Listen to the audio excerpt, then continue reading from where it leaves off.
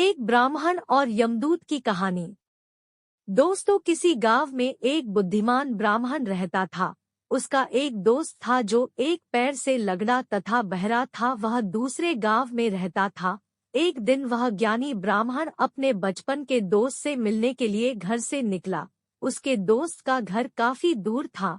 वह ब्राह्मण रास्ते में जा ही रहा था कि उसे अचानक एक हष्ट-पुष्ट आदमी दिखाई दिया। वह भी उस ब्राह्मण के साथ चलने लगा तो वह ब्राह्मण उस मनुष्य का नाम पूछता है तो वह अपना नाम महाकाल बताता है। वह ब्राह्मण भी सोचने लगा कि मुझे भी काफी लंबा जाना है, चलो एक साथ मिल गया जिससे रास्ता आसानी से कट जाएगा।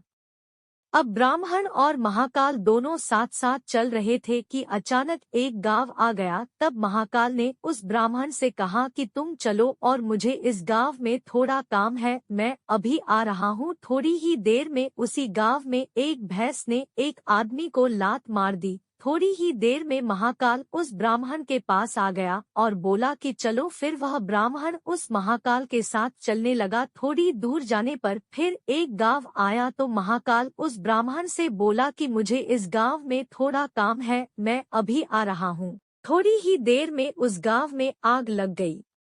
वह ब्राह्मण सोचने लगा कि यह आदमी जहाँ जहाँ जाता है तो वहाँ पर कोई न कोई घटना जरूर घटती है। आता वह ब्राह्मण महाकाल से पूछ लिया कि भाई तुम कौन हो। ब्राह्मण की बात सुनकर महाकाल बोला कि मैं यमदूत हूँ, मनुष्यों के प्राण हरण करना मेरा काम है।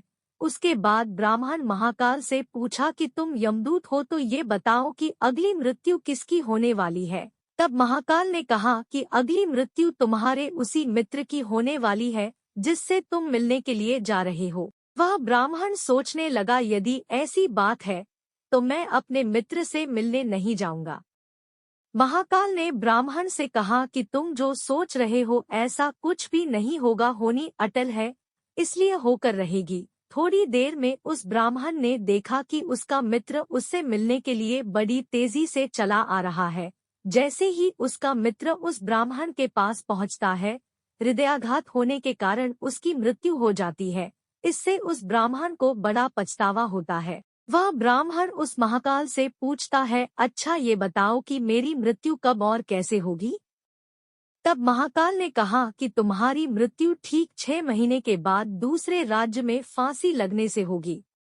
वह ब्राह्मण फिर अपने घर गया और सीधे अपने राज्य के राजा के पास गया और ब्राह्मण ने राजा से सारी बात बता दी। तब राजा ने राज्य सभा में यह प्रश्न सबके सामने रखा। तब उस राज्य सभा में यह फैसला लिया गया कि यदि ऐसी बात है तो वह ब्राह्मण इसी राजमहल में 6 महीने तक रहेगा। राजा ने ब्राह्मण के लिए राजमहल में ही व्यवस्था करवा दी। धीरे धीरे समय व्यतीत हो रहा था।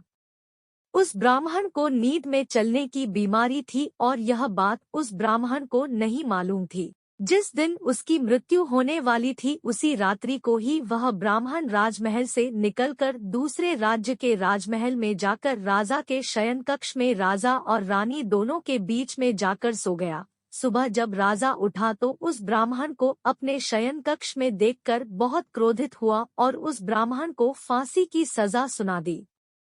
तब वह ब्राह्मण उस राजा से सारी कहानी सुना डाली, जिसको सुनकर वह राजा अपना एक गुप्तचर अपने पड़ोसी राज्य के राजा के पास भेजकर सारी जानकारी ले ली। जिसको सुनकर वह राजा अपने फैसले पर बहुत पछता रहा था।